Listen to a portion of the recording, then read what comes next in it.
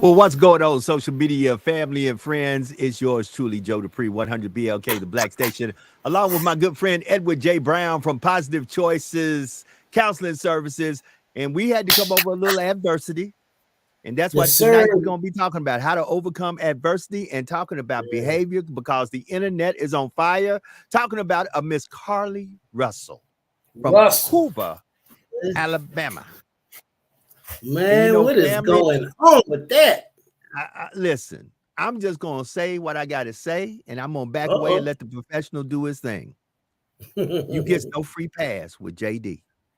All At right. the end of the day, we got to stop making excuses for folks and address the behavior. And like it, leave it, or love it. I'm not saying the lady doesn't need some mental counseling, some help, but your behavior of staging what you just staged was wrong. Mhm. You Okay. as wrong as the day is long. And So I, and I folks are have to like, be one of those individuals that I don't know what the final outcome has been. So catch us all up if we don't know what's happened as of today. well, from the press conference, it appears, and from things that are dealing with her cell phone and other things, this whole thing was staged. She was going through a situation with a relationship, and she dealt with it, in my humble opinion, in the wrong way. Period. Okay. Now, look. Once again, I don't care who gets mad at me. I don't care who looks at this and say you ain't got, you don't know. You're right. I don't. I'm not a professional. However, let me say this. I've had some terrible things happen in my 56 years of living. Mhm. I ain't never. You had state, you had county, state, and national people looking for you because they had believed that you were You kidnapped by you someone abducted. because Right. they put a baby in the street, and you trying to be a good Samaritan and get the baby. Stop. Instead of getting the baby, they got you. Mm-hmm.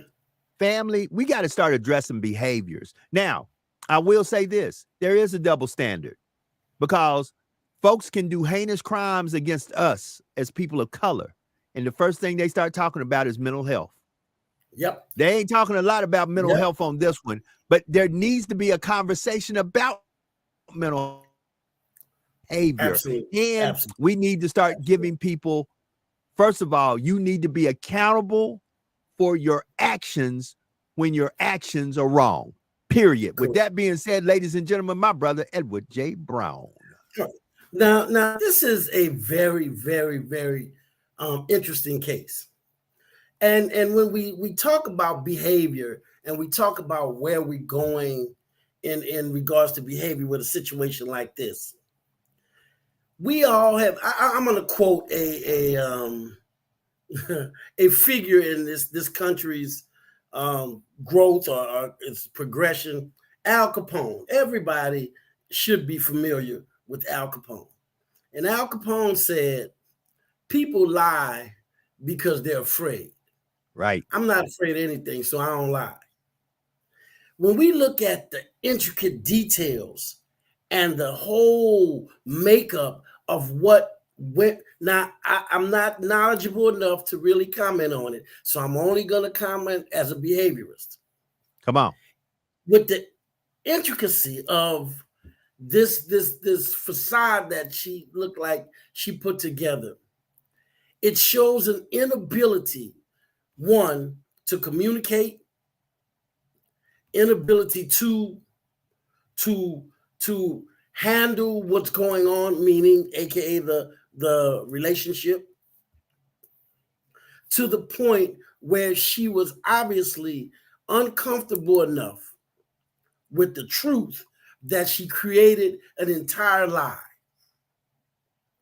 Okay, now we're not talking about I'm going over by my girlfriend's house and maybe she went to meet somebody on the side.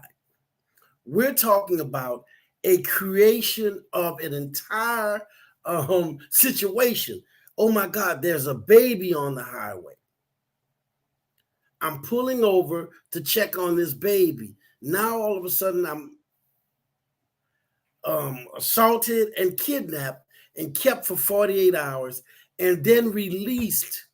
But as I was reading, because again, I'm just catching up on it today, she escaped not far from her parents' home. She got out of the car, ran through the woods, and when she came out of the woods, she was at her parents' house.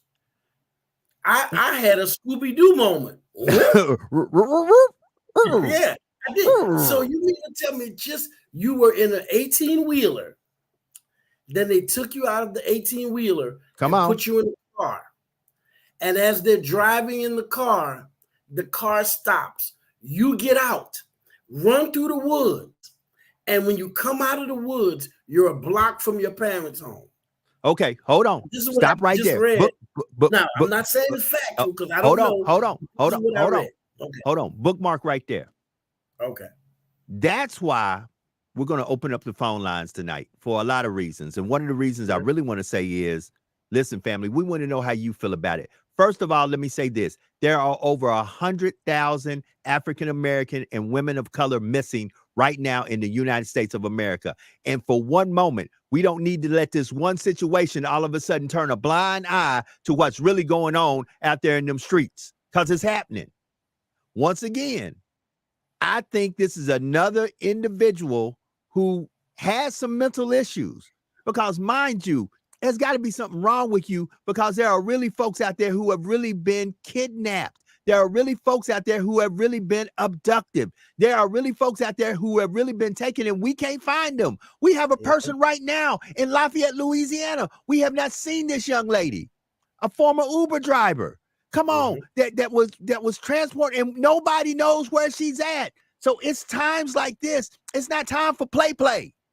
Yeah, it's time to recognize and then address this young lady's behavior, because Miss Russell does not reflect the 100,000 women of color that are missing in this country right now.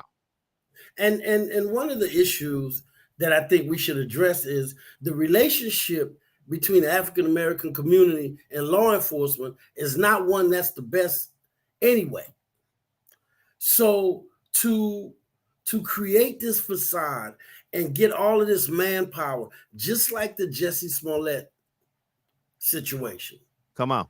It's very disheartening that all of this manpower from law enforcement, all of the investigation, all of the concern from the community that goes into this, only to find out that it was not done with the most honest of intentions. It's very sad. Because what it does is it makes people who are truly in need, people who truly are looking for, assistance from law enforcement, to be questioned and scrutinized. Correct.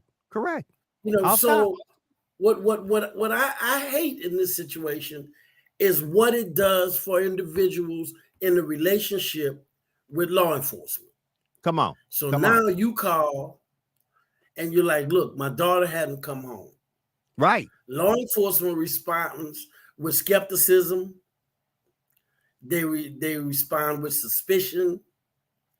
And of course, we would get angry, like, why would you? And in situations like this, that make law enforcement like, look, okay, we'll check into it. And when they don't put the effort into it that we would like, now it makes the situation even worse. So now I'm looking at it like, well, okay, what do we do to not let these type of situations impact that relationship? Well, first thing we do is we look at it at an individual. Each case is individualized. This is not cookie cutter. Correct. This ain't everybody. And then we have to start looking at the intention and the motivation behind the individuals. This young lady needs to be questioned. I don't want to hear this. We need to get a glimpse into her mind and her thought process that would make her create such an intricate illusion to have the whole nation looking for her. Come on. And now to suspect, again, like I said, I'm not familiar with all the details, but from the looks of it, this does not look like a very honest individual. This does not look like a situation that was truly legitimate. I was reading, like I said, right before we came on, I was reading that they were able to track her movement for 600 yards. Come on. And they were like, it's very difficult to believe that a 2-year-old could cover 6 football fields in the amount of time that she covered 600 yards. Come on. Let's talk about that. See, here's what hurts me, Edward, and I think it hurts both of us. I am a father of daughters who are adult daughters. And once again, it's another black eye on us as a people, people of color, black women. Now, don't get me wrong. They get black eyes. Other folk who not folk of color get black eyes all the time. And that's where I was about to go with that one. You know, they get black eyes all the time. But once again, just like today, something that was said, and I agree with it totally. We've got to change the culture, and we've got to control the culture, because as somebody said today, when folk of non-color get into a prominent position, they normally help all their friends and all their family members that are connected to them once they get in that position. Most folk of color, if we get into a power play position, we don't bring nobody with us. Be exact, we don't even want nobody to get close to us. We isolate. We have a tendency to isolate. And we got definitely to talk don't want this. anybody to bring up our journey or our path. Right. You know, right. We want people to always believe we were in this highfalutin position. Correct. So family, this today, situations like this plagues on our mental health and our mental wellness. Why? Because once again, when there are some legitimate people out there with some legitimate gripes who may not get heard because one person decided to fabricate a situation. Now we have to be honest, and we don't want to be one-sided about this, because I recall, and I don't remember the name, but I remember the young lady who said her children were abducted by some black men. And come to find out, she had drowned those children in her vehicle. Susan Smith. I knew her. I was going to say Janet Smith. Susan Smith. She created an entire facade where black men all over her area was being pulled over and questioned. And then we keep going to a celebrity from, Hollywood, and he created this whole hate crime scenario. What is the mindset behind individuals that create such elaborate stories? Correct. That's the question. Because I believe not enough of it's really happening for you not to have to make it up and say it's happening. Correct. There's real life stuff like this going on every day. Real life every day.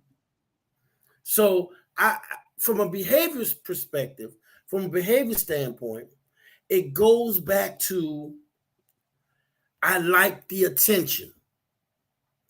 For her, I don't know how to avoid something that's coming. Like, they're saying that she went to spend time with a boyfriend or I don't know, some guy. Why not just say, this is what I'm doing?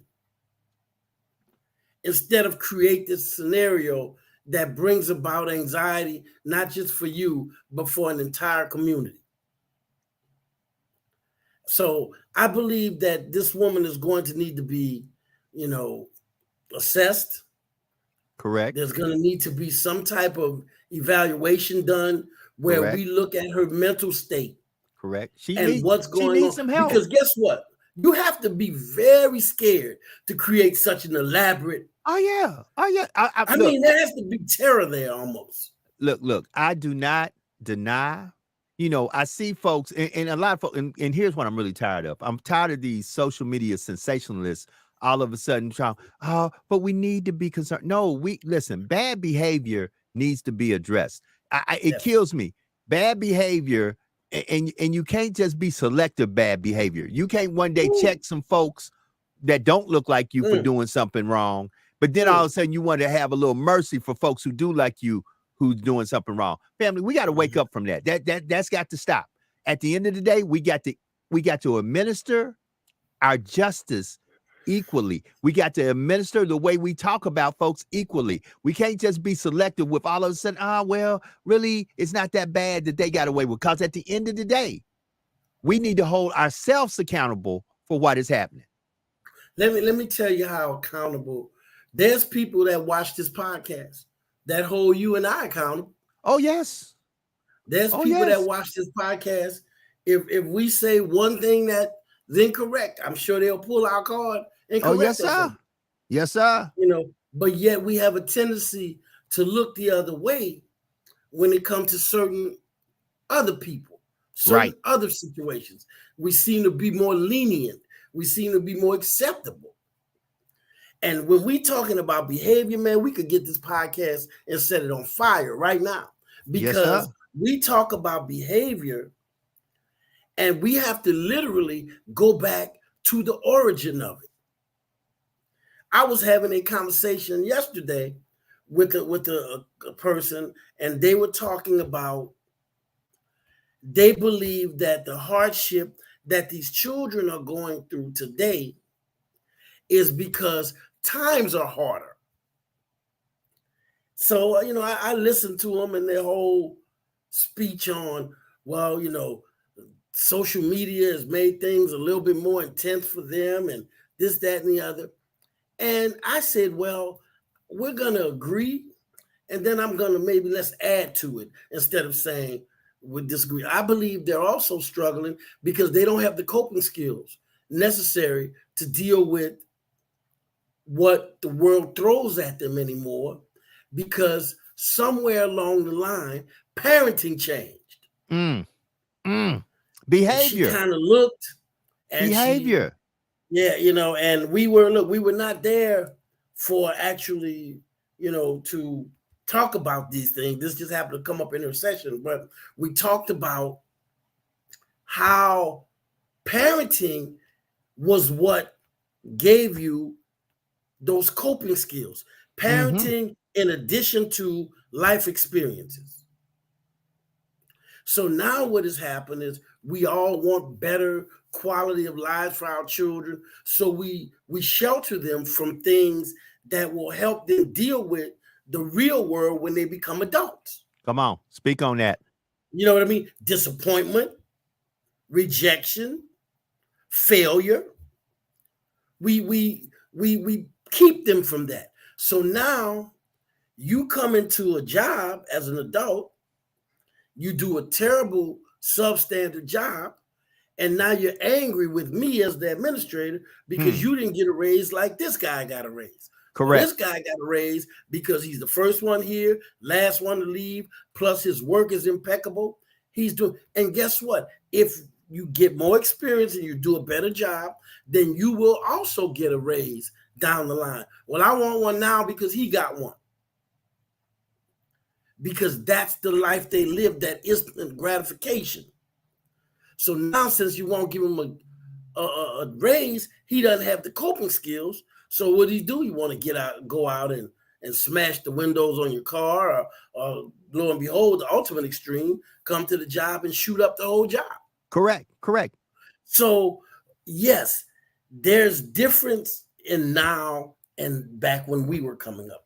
Technology was not a major player, but there's things like bullying, disappointment, rejection. All of these things were present when we were coming up as kids as well. Correct. It was. Yes, It was. technology changed. Technology was also, a major player for the current generation, but parenting has changed. We Correct. don't want them to be disappointed. We don't want them to fail. We don't want them to be unhappy. We don't, I remember Gail Brown would say things like, get up and go and do this. I know you don't want to do it. Do it anyway. It builds character. And I'm sitting there, as a kid, and I'm like, what is this character thing? What do I need it for? I mean, I don't understand why she keeps saying this. So what ends up happening is that these children come into adolescence and they're expecting to be overindulged by complete strangers, aka instructors, teachers, law enforcement, and we're not indulging you.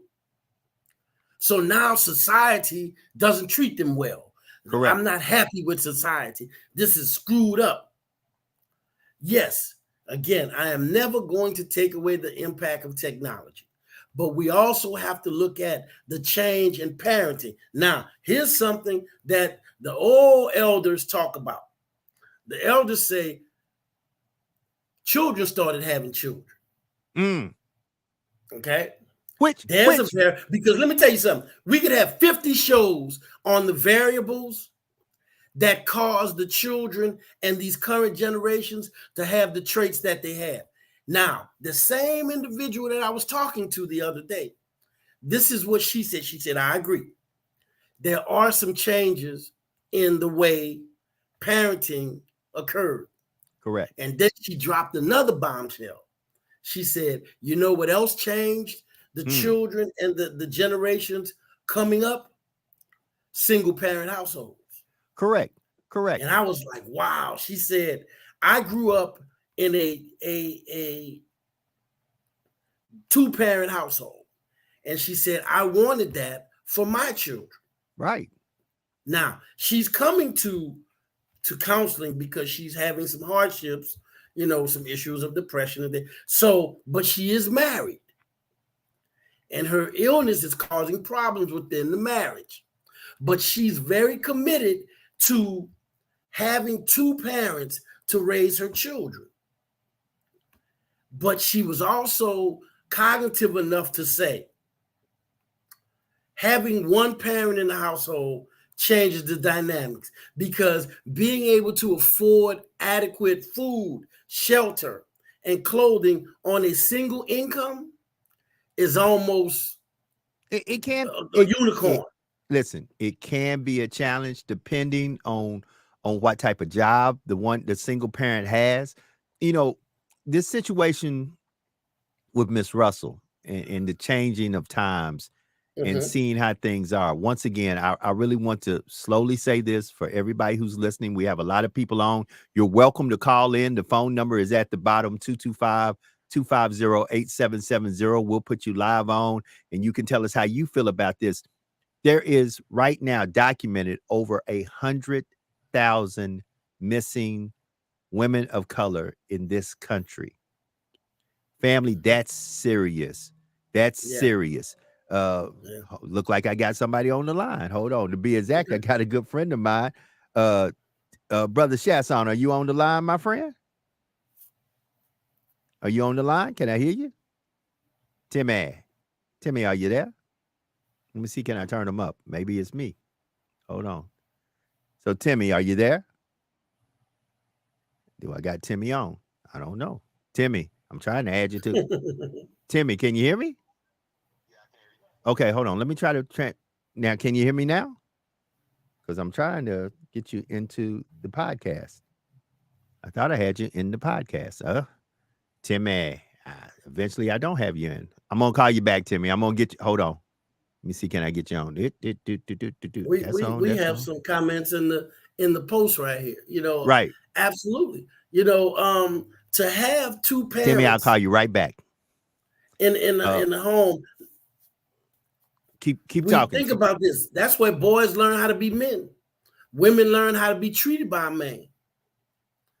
We learn how to be nurturing as men and not brutes all the time from our relationship with our mothers. So when we start talking about this Miss Russell chick, God knows what I would find if we could have a sit down with her and have an assessment done. But what we have to do is we can no longer pretend that these multi-generational disruptive behavior that we see is going to change if we just wish it and pray it away. I'm the most spiritual man you will ever meet. But I also understand the importance of bringing up an individual the way we want them to live. We have grandparents that take the place of parents because the parent don't want to, to be the type of parent the child. It's amazing. Let's see. Can I get Brother Timmy to pick back up? Hold on, because I think he had something to say, and I think now I got him in. So I'm trying to see, can I get him back on? Let's see. Hopefully he'll pick up. So, and we will see, because I think he was just, and it's funny, we do really need to talk about, hold it. And somebody said they can't play a big part in their lives. Eventually he's not going to pick up. So we'll let him call back. Hopefully he'll call back. Anybody else who want to call? Phone lines are wide open. 225. We finally got our phone lines fixed. 225-250-8770. Give us a call and let us know how you feel. Because, like I said, this should not take away from the individuals who are truly missing. And listen, and the trauma, the trauma and the mental anguish that are on their family members because they're missing. Community. And the community. Because they're missing. There are literally folks who are missing, been missing, and there are family members out there that are worried about them, concerned about them, wants to know what's going on with them. And then all of a sudden you come up with some bogus story like just come up that's dominating the news cycle. That's putting mental anguish on folks right now, especially if you really have a real loved one who's really missing. Yeah. Again, it's going to create a relationship strain between law enforcement and people who are truly in the middle of crisis in regards to, abduction and things like that. I told you, I was catching up on this before we came on the air.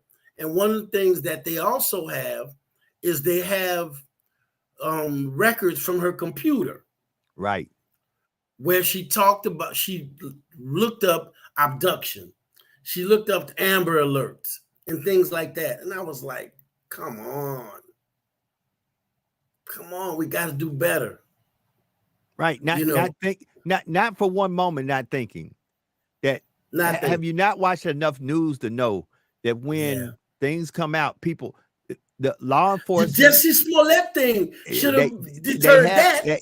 They have ways to find out, are you telling the truth or are you not telling the truth? They have means and methods that you know absolutely nothing about to tell you how they can geofence your location. They can see the last time you use your debit or your credit card. They can literally track you. If you got your phone on and you got your locator off, that doesn't mean a thing. They still can know exactly where you're at. Come on, family. Have we not woke up to realize that if it really happened, they're going to know it really happened. And if it really didn't happen, they're going to be able to show you exactly what did not happen.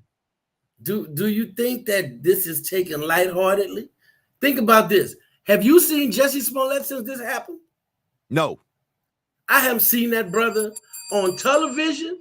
I haven't seen him on an interview. I have not seen this brother since it came out that he did a hoax that utilized so many manpower hours of law enforcement. This brother, the Hollywood is pretty much blackballed this cat.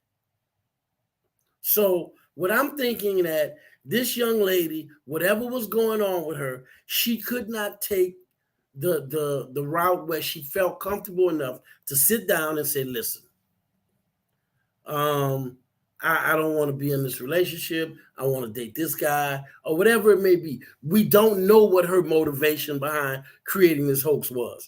I sit before you right now and tell you, I'm kind of eager to find out. But it also talks about, look at her generation. How old is she? Isn't she like in her mid-20s? Yes, correct. Mid-20s. So we're looking at that generation of, indulgement.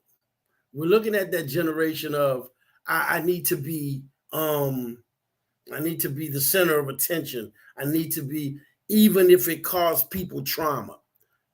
Her parents were traumatized. Her community was traumatized. Imagine you're a woman and you believe there is someone in your community abducting people. Right. The Can you mental imagine the the trauma and the fear that will create? the mental anguish that was put on that community. How many folks went to Walmart and maybe saw a baby kind of by themselves and said, Yeah, here we go. It's really yeah, going on. yeah. Let me tell you what I thought. I literally thought I need to call and tell all of my female loved ones, especially my daughter, hey, if you see a baby on the side of the road, don't stop. Call 911 from your phone and keep moving. Don't get out the car. Keep moving. Hold on. I really wanted to call and tell her that. Hold on. So while we're here looking for babies on the side of the road, at the same time, this is happening in the Northeast. Folks have been setting up cones in the road, and when you stop to get out and move the cones, somebody jumps out and robs you and takes your vehicle. Things like, see, once again, you don't hear a lot about that on social media and in the news, but that has been happening. So we're so engaged in this la fantasy thing, and don't get me wrong. Let me quantify what I'm saying right now. I truly believe Miss Russell needs help. She probably Absolutely. needs some serious Absolutely. mental help. She has been through Absolutely. some mental anguish and pain, because it takes a lot for you to process that I'm going to literally fake my own abduction and then Yes. come back and try to still play the role like, listen, I really was abducted. No, y'all Yes. got it wrong. Yes. No, Yes. baby, they know exactly what they know, and they're doing exactly what they need to do. Now, here's the sad thing. Once again, I want to give that number. There are over 100,000 missing women of color in this country right now. How many of those families, when they saw this malarkey, and I'm gonna call it what it is, this malarkey, how many of those families since I was in grammar school. how many of those families said are now having to deal with, my God, you literally staged this and my loved one is literally really missing. Period. The anger that they're feeling, the betrayal that they're feeling, the disdain that they're feeling. How dare you do that? I had a moment like that. I think about 2 months ago. You know, with I have loved ones who are survivors of cancer survivors, and I literally heard a guy say, "You know what? I'm so tired of all this cancer awareness and donate money for cancer research. I'm so tired of that crap." And I was like, wow. I wanted this guy to shut up so bad. I really did. I wanted him to shut up so bad, but I realized that a lot of things doesn't become relevant to us until they become relevant to us. Hold on. I'm going to say this, and hopefully I've got a few of my, I went to a leadership retreat on this past weekend. Somebody said something that stays with me. He said it to me long before he put it on the back of a shirt, and it stuck with me the first time he said it. Nobody cares how much you know until they know how much you care. That's right. That's right. You know, and I was like, dude, do you realize how cancer has run rampant in our community for the past 60 to 70 years? Come on. If not longer. And how insensitive can that be? Because it doesn't, it doesn't apply to your life. Does not mean that it is not relevant to life, period. I want him to shut up so bad, man. I really did. So here we are with the young lady who was abducted. Now, I want to kind of paint a picture real brief for you. This woman is abducted. And how many, give me that number again, brother. How many people are abducted? At the present moment, there is over 100,000 women of color who are missing in the United States of America, and no one knows where they're at. All right. So imagine 50 of those women reaching out to Miss Russell's mother. Hi, my daughter is missing. I just wanted to offer my support. Thank you. I appreciate it. Thank you. And she gets all of this love. And then to find out her daughter possibly faked all of this. Mm. Those women relived their trauma and got past that to reach out and support her mother. Come on. Okay? We have to look at those type of situations. You know, I was talking to a veteran just recently during a counseling session, and he told me how he had to apologize to his new neighbors because it came 4th of July, and baby, they pulled out all of the big fireworks. And he says, for the entire 3rd and 4th of July, I walk around with my noise canceling headphones on because the sounds of booms and pow, pow, pow, pows, and it triggers my PTSD. Mm. Well, he made it through the 3rd and he made it all through the 4th. The evening of the 5th, his neighbors are in the middle of the street and they letting go with the last of what they had left over. And he didn't have his noise canceling headphones on at the time. Oh, Lord. And it absolutely gave him a major episode of anxiety. Mm. I thank God that his neighbors were sympathetic. Because imagine if they had been like, hey, I'm not worried about you. It's my kids, and my kids are firing these fireworks, and go back in your house and mind your business. But the neighbors did not do that. They apologized. And they said, we're sorry. We did not know.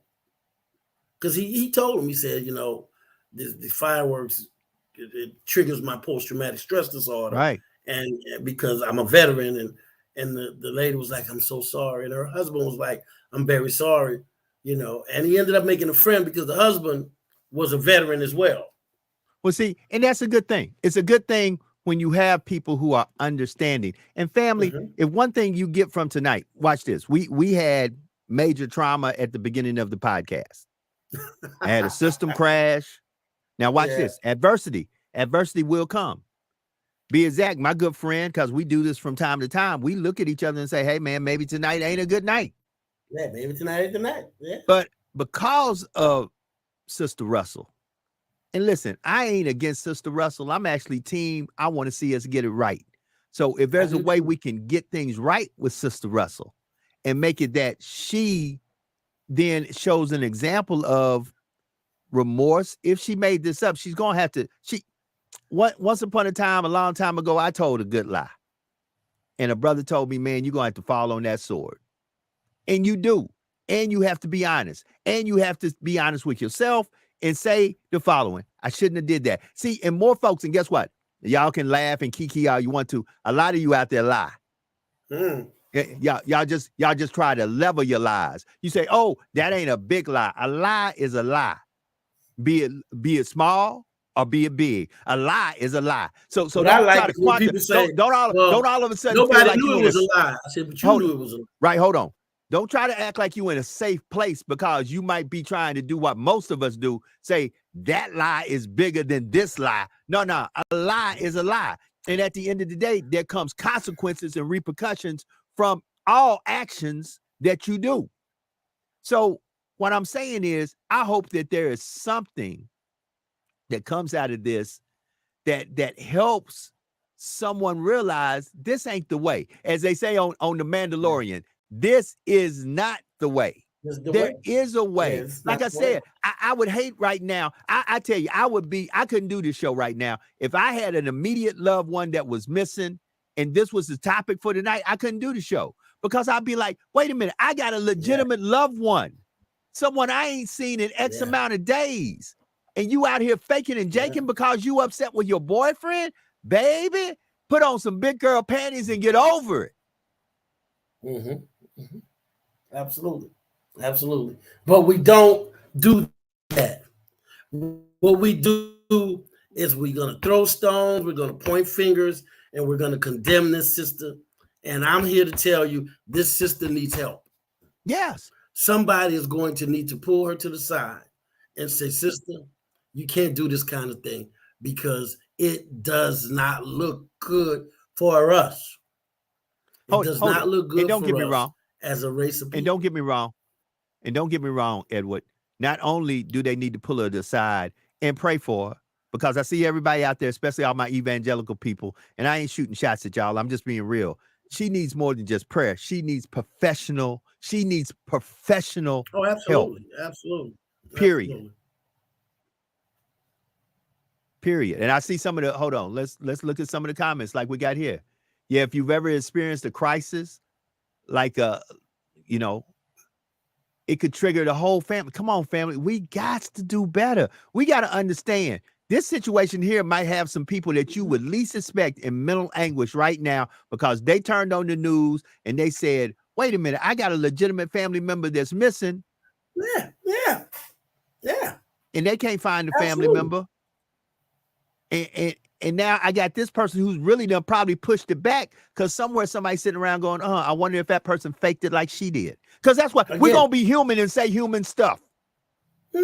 We have to address, like we did a few minutes ago, what does this do to the relationship between law enforcement and people who go through these type situations? My daughter didn't come home. Well, give it a little time, she'll come home. No, I need you guys to really help me look for her. And law enforcement is kind of weary now because of all of these hoaxes, because of all of these different, the made up situations. Law enforcement does not want to put the manpower, the resources into looking for people because it may be a hoax, and that's not fair. Okay, now watch this. Not only is that not fair, let's go ahead and flip the other side of the coin. I'm gonna name the name that a lot of y'all really don't want to hear, but we keep it real here. What about them predators? Them predators right now are saying, I can really get somebody because they may not move like they need to move because now is a prime time for me to do any snatching I need to snatch because there are predators out there making plans as we speak on all this because they know now might be the time to strike the iron because it's just enough. All it takes, listen, I tell people all the time, y'all just don't know what minutes, seconds, hours, those, that makes a difference. That makes a humongous difference. And like I said, I gave you the number. I wasn't giving you the number for play pay. I gave you the number where you could really realize everybody out here talking about this, that, these, and the third. Right now, there's over 100,000. 100,000 people missing.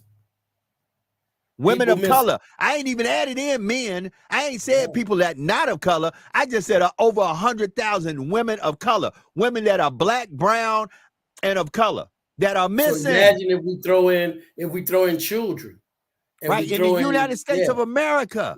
Yeah. Family, we got to wake up. We got to listen. We got to talk about behavior. Listen, too many times, I believe in redemption.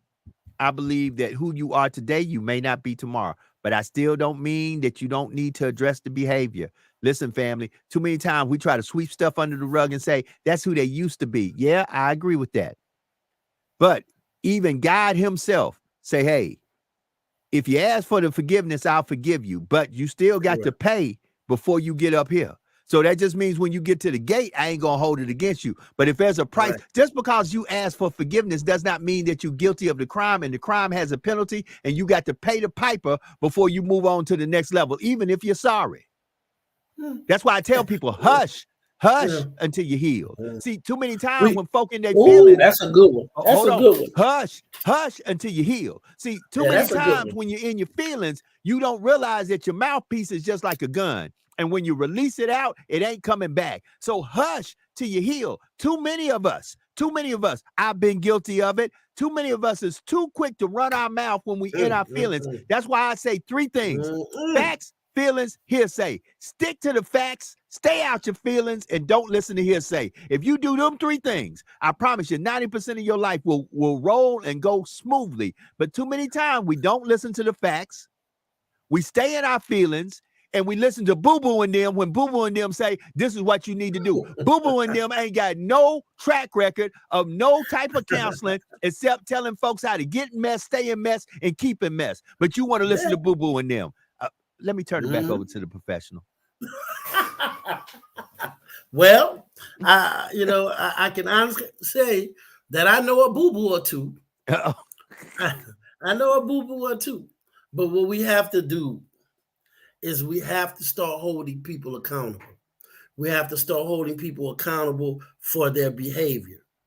Now, what I want us to do at some point in this podcast, and maybe we'll go back that route next week, is we need to start looking at where did this type of behavior originate, to where the hoaxes and the thought. Can you imagine if this much effort was put into making our community better? A lot of effort went into this hoax. I mean, a lot of thought went into it. A lot of energy to fool people went into this. What if that same effort was put into, I'm going to make sure I leave something of a legacy in our community? I'm just saying, what if you decided with that much effort, I'm going to do something and leave something in my community? We'd be unstoppable. We'd be unstoppable. Right now, I need folks to start saying, I have to look at behavior. And because now, this is the part where nobody wants to talk about it. A lot of behavior exists because they know people look for it. Woo. Okay, I'm gonna leave that alone. Hold A lot of behavior exists. Say that because again. we look for it. Now I'm gonna tell you, like, see these reality TV shows? Come on. The housewives of your mama and them, and the sisters of Round the Way, all of these different shows. Every time one of them come on, people flock to watch it for one reason and one reason only. That's the drama. I can't wait till the drama part. Hold on. I just got a message. I got to read this message. I ain't going to say who sent it. Let me give you a prime example. So we've been talking about Miss Carly Russell. Listen, y'all, I'm going to say this. I'll be the first to say it. I'm going to pray for her tonight. I'm going to pray for her family. I'm going to pray for the situation. I still believe if she did something that was wrong, she needs to be held accountable. But somebody just sent me a message, said, just like we're talking about Carly Russell, we're not talking about the sister that's over in Dubai and went over to Dubai and all of a sudden said, wait a minute, you don't talk to me like that. Well, wait a minute. You might need to know your location before you tell a person what they can and cannot do. Because in Dubai, men can do certain things that they can't do in the United States of America because a sister, child, girl, let me get my girlfriends. Okay. Now you're over in Dubai and you might be stuck for a minute and you might literally be doing some time. See, another thing we need to start doing, and I say this again, we need to start letting folks know some of these behaviors that you feel is acceptable is only acceptable within the parameters of where you have made them acceptable. You step outside them parameters, folks might look at you a little sideways. Preach. So you going over there to take selfies and to make your girlfriends jealous wherever you came from, because that's why people go to Dubai. A lot of folks don't really go to Dubai to enjoy themselves. They go to make other folks be jealous that they can't go to Dubai like they went to Dubai. Right. So that's why they do it. They want to say, look at where I've been, where you ain't been. See, I can talk that talk because I've been all over the world. And I don't have 50 million pictures over where I've been all over the world, because I've traveled all with the military and without the military. I done seen a lot of stuff. But here's the thing that gets me. Like a friend of mine on another podcast said, that sister, now that she in jail, wish she had went to the Mojave Desert, put her on a little uniform, took a little selfie and lied to everybody and said, look, I'm in Dubai. I'm in Dubai. Right. That's right. Because they ain't showing her no love in that prison over there. So once again, behavior. You got to start saying, see, we train you on how to treat others.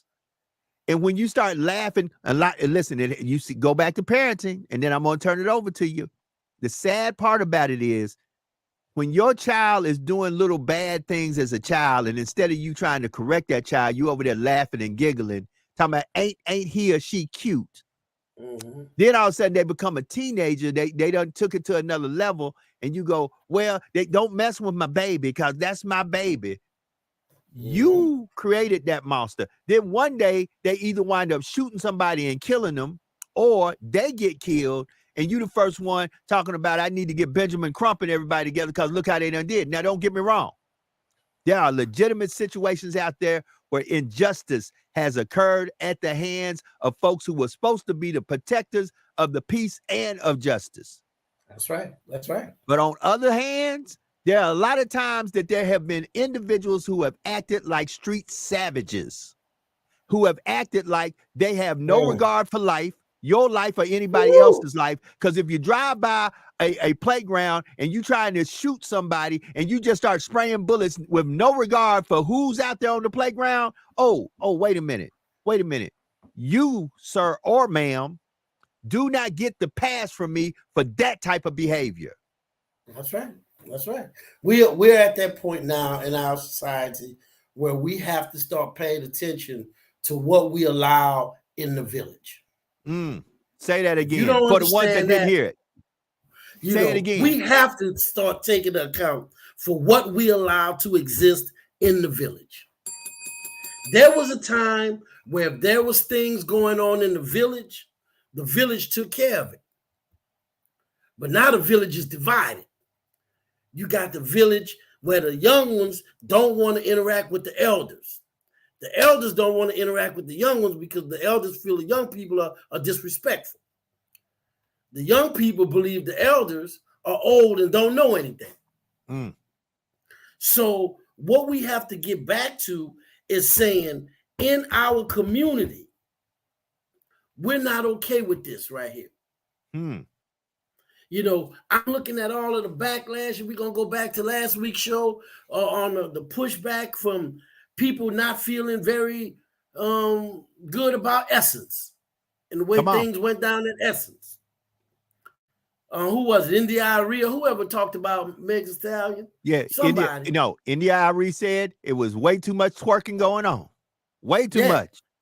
And my thing is, wow, that's what, because it's called the Essence Festival of Culture. So what you're telling me is Meg Thee Stallion is our culture now? Now, don't get me wrong. I love this Sister Success. She went back to college and got her a degree from Texas Southern, and I was all like, yeah. But here's something that as an elder, I don't have no problem saying. I don't want my granddaughter listening to Meg Thee Stallion. Now, don't get me wrong. I just supported and was like, go ahead, sister. I'm glad you headlining Essence. And I just believe that music is for a mature audience. But unfortunately, we got our children listening to it. 12, 13, 14, we 15. Have our babies dancing to it. 12, 13, 14, 15. So that these young people don't call me and say, well, Doc, look at you. You don't understand because no. I grew up. I remember when my mama, I said, Mama, I need $7. I want to go buy 1999. She said, what is that? I said, that's a guy named Prince. He got a song and I want to go get it. She was like, okay. She gave me $7. I'm in my room on the turntable my daddy gave me. Come on now, talk to me. And there's a song on there called Lady Cab Driver. Come on. And at the end of the song, he's like, this is for that one. And take this one for that. And this is for, and my mama came around that corner.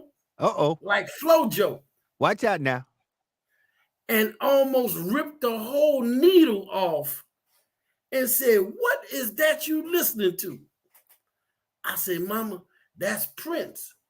She said, well, Prince can't live in this house.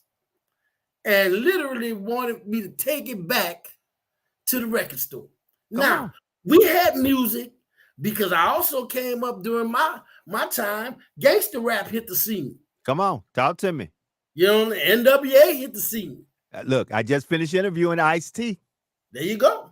Ice-T, 6 a.m, police at my door. Come on. Yeah, all of that. So my thing is, we had that kind of introduction to undesirable music too. Hold on.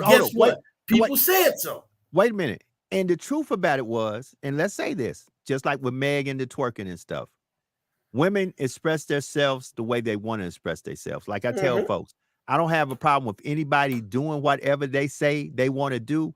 I just don't have to spend my money to participate in it. Correct. See, that's where I come into a different place when people talk about like drag queen story time. You know, you have people raise hell. You need to ban it. No, you don't need to ban it, because how you decide to raise your family, your kids, and your values, that's you. That's just like saying, if I'm not Christian and there's a mosque next door, y'all need to shut it down because they don't believe like I believe. No, that just means I don't need to partake in what they're doing. See, we need to wake up on that part. That's the part that I think many of us are missing as a people. We're so busy trying to ban stuff. No, don't ban it. Just don't listen. I have certain values and certain things I participate in. I was at Essence. I was not at Essence Sunday night when Meg took on the stage. Not because I don't think she's a great artist. Not because it's just I was in a frame of mind that wasn't where I wanted to be, nor was where I wanted to be with my significant other. Because once again, I just wasn't there this time. And listen, it's the first time since 1999 that I haven't been all 3 nights at Essence. Now, that's not a bad move on Essence. That's just my preference. And at the end of the day, family, I ain't saying don't go to Essence, ban Essence, stop going to Essence. I would never say that. I say spend your money, go to places that you want to go to, and stop criticizing other folks that go to other places, because somebody blessed me with something. I'm going to do this before I turn it back over to my brother, because we're going to stay on a little bit longer tonight. We in it tonight, family. We in it to win. In Minnesota, the Muslim community said, we need, like in any other, if you've ever been to a Muslim country, since we talked about Dubai, if you ever been to Iraq or Afghanistan, 5 times a day you hear the prayer call. Correct. They call for prayer. You'll hear it. It rings out throughout the city. Well, in Minnesota, somebody said, well, you can't do that. Y'all Muslim. They said, well, this is supposed to be the land of the free. They ring the church bells every hour on the hour. They do it every hour at Alcorn State University. So somebody had the gumption to go and say, listen, just because you don't see it the way I see it doesn't mean I can't do it the way I need to do it, because I'm not infringing on you. I ain't say stop ringing the church bells. So now they can do it. And I had a friend that's in Minnesota that said, man, it's kind of wild when you hear that. I said, it's not wild. It's just how they do. And just because they do it don't mean you, guess what? If I hear that call and I ain't Muslim, I ain't getting down to pray. I'm going to keep it moving. It don't have nothing to do with me. Right. That's the point. And we got to stop that. Like I said, like with the drag queen story time, people say, ban this, ban that, ban this, ban. No, you don't have, listen, I don't go nowhere I don't want to go, period. Let me say that again for the ones in the back before I turn it over to Brother Brown. I don't go nowhere that I don't want to go, period. I think that what we have to understand is this is a huge world we live in. Yes, sir. It is enough space for everybody to find their space. And let me really go out there on the limb so people who watch this can look in my face and see. When I say there's space on this earth for everybody, there's even white supremacists. Come on. I don't have to agree with you. Stay on your little compounds. Right. Ain't nobody going to come to your compound. You can sit there and wait for the race war all you want. You have the right to exist. Things become a problem when we force stuff on people. As a behaviorist, human behavior has an innate quality, innate quality to push back anytime something's forced. That's why we cough when water go down the wrong way. It's not meant to be forced down that way. So when we start sitting here and saying, I started off talking about Meg Thee Stallion, saying I admire that sister. She was a stripper and then went and started making music, and then she went back to college, and now she's this big star. Wonderful. She ain't my cup of tea. You ain't gonna hear me say, oh, they need to boycott Meg Thee Stallion. Why? We ain't boycott Alice Cooper when he was biting the heads off of chickens. Right. And Ozzy Osbourne when he was biting bats. Right. Ozzy. So there's enough land and space for everybody to exist. But what we have a problem with is we have a problem when folks don't think and feel like we think and feel. People who are my granddaughter told me, Poppy, me and my husband, we went to see Meg Thee Stallion. I said, oh, did you? What'd you think? It was okay. She said, I'm a Meg Thee Stallion fan. It was a beautiful production and blah, blah, blah, blah, blah. I said, okay. My thing is, there's something for everybody. Everyone has the right to live and let live. Come on. But no, things go left when I want you to think like I think. I want you to feel like I feel. No, I'm more than sure. Watch this. Let's change essence. We had Meg Thee Stallion that night, and who else did we have? Ode to Hip Hop. It was Salt and Pepper and all these other people. And okay, let's change that night and let's put Confunction. Let's put Earth, Wind and Fire. Let's put the Isley Brothers, and let's put move Jill Scott to that night. Put India.Arie. I promise you, the level of people, the age of people, the type of people would have been completely different. Correct. It would have been a different caliber of crowd. Correct. So the people that was there to see Meg Thee Stallion, God bless you. And I hope you enjoyed yourself. Right. But don't be mad at me because I said that's not my type of hype. Right. Hold it. Because you spent your hard-earned good money, got your ticket, and you enjoyed yourself. And guess what? One thing I'm really proud about with Essence this year, as we get ready to go into the 30th year anniversary next year of Essence, you heard very little about any type of problems. Like sometimes when you're in the city for the Bayou Classic and other big occasions, and especially occasions that has to do with Black and brown folks, you hear about shootings and things that happen on Bourbon. That you didn't hear none of that this time. And I'm very happy about that because there's nothing wrong with us being blackity, black, as Caroline, the CEO of Essence, would say. But at the same time, we've got to let folks know, listen, the same things that you always try to point out when it's blackity, black, it happens when the Sugar Bowl is in New Orleans. It happens when other events are in New Orleans that aren't blackity, black. So don't always try to put the badness on us and then try to sweep the badness under the rug when it's other folks. Once again, listen, you said it, you were talking about Susan Smith. Susan Smith drowned her children and said some black men, and stop that. Think about what happened in New York, and Donald Trump tried to make sure that them 5 brothers got persecuted, and come to find out they didn't even do it. So listen, family, we've got to all be our brothers and our sisters' keepers. The shirt you have on to me is so instrumental. You got to start asking folks daily, are you okay? Especially those folks who are close to you. Absolutely. And stop trying to be sensationalist. Look, we're not on here. We are happy and thankful. And I think I speak for my brother. We are happy and thankful that we have the views we have and the people that look, but we're not trying to be on here and have y'all with, if we get 50 million views, cool. If we don't, we don't. We're not in here talking mess or talking drama. We not the Housewives. We not the Bachelorette. We not Love and Hip Hop. We not Black Ink. We none of that. But we're going to hit you with the real. because at the end of the day, Yeah. there are brothers and sisters that look like you and I that are dying. Dying. Yeah. Why? Yeah. Because they are mentally stressed out. Suicide and depression is at an all-time high in communities of color. We have young Black Absolutely. women who are parking at the Mississippi River Bridge in Baton Rouge and jumping out their car.